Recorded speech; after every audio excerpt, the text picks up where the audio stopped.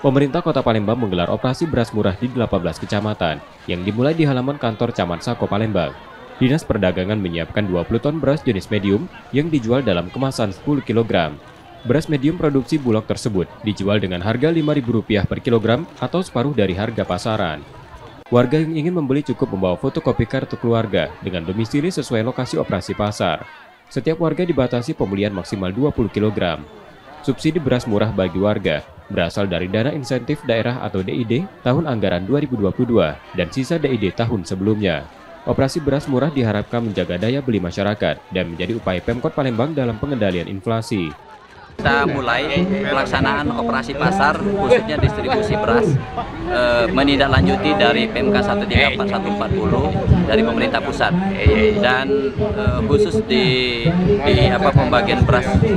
pembelian beras murah ini salah satu item dari ada beberapa item lainnya karena beras merupakan sumber utama dalam rangka semua ini adalah pengendalian inflasi yang ada di Kota Palembang. Warga rela antri sejak pagi dan berdesak-desakan demi mendapatkan beras murah.